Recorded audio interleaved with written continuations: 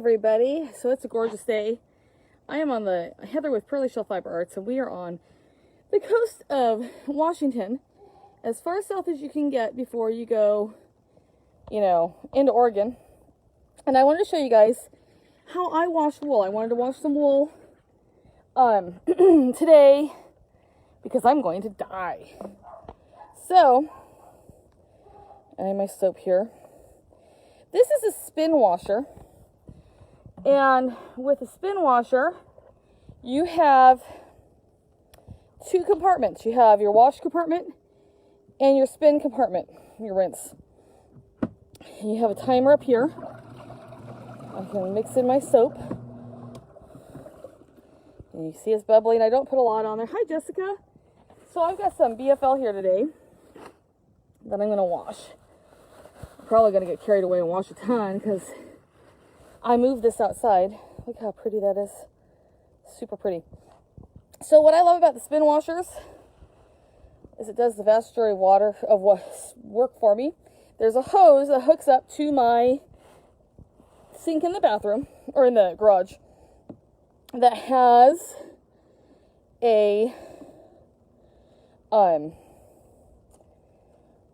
hot water. So this is hot water that I put in here. And during the wintertime, I actually have this in the garage, in the bathroom. And now when I wash wool, I really just wash it to dye. Sometimes I'll wash more. And I'm trying a new soap today, so we'll see how it works. These are going to be locks. Okay. So put my wool in there. You guys are all going to freak out. So I've got it in there, and I'm actually going to turn it on.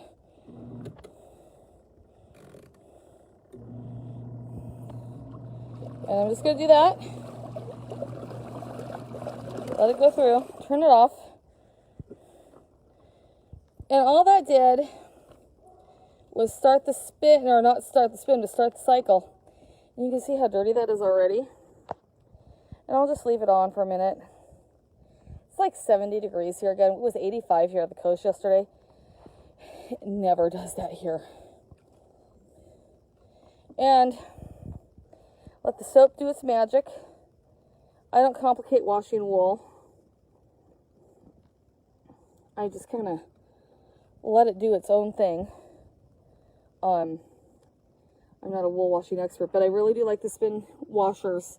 You see there's two compartments, so you'll see the other compartment in a minute here. Makes it so fast to go through wool. And I only wash wool.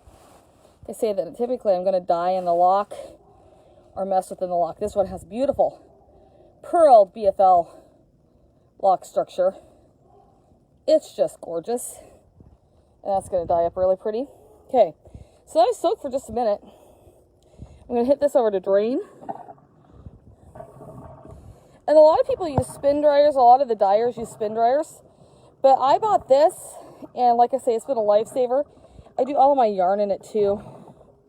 So I let that drain out. While that drains, go ahead and move some of this over here. This automatically drains this side. You can't overfill this side. That's the only secret to it, really. You notice I haven't rinsed it yet, huh? This is where it gets really cool. So, turn on the spinner. See all that lovely water? That's my cat. I take my hose, put it onto my water inlet. Hear that sound change? So that is spinning and rinsing at the same time. I have this going at the same approximate temperature. See how clean that wool is already in there. And I have a set. So I'll open it up. You cannot open this up while it's spinning. Look at that. So I'll put it back on. Let it spin. And repeat. And then I'll do the same with this batch. And I've already washed like half of a fleece in just a couple minutes.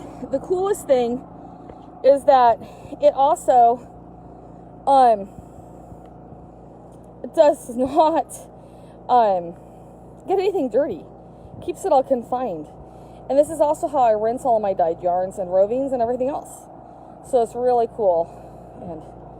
And you can watch, see when the water starts dripping. You can even watch to see when the water is clear, which is kind of cool. So we'll see here in a second.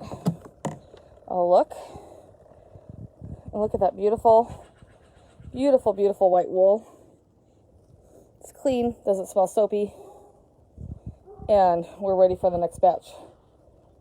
So, super fun and easy way to wash wool. And I don't have to be really careful with this stuff because I'm going to dye it up after this. So to go through a second wash. So again, I throw it in there, take my hose, and this is warm water. You do not want to change your water temperature. Put it in there, you can hear the sound change. Pops on.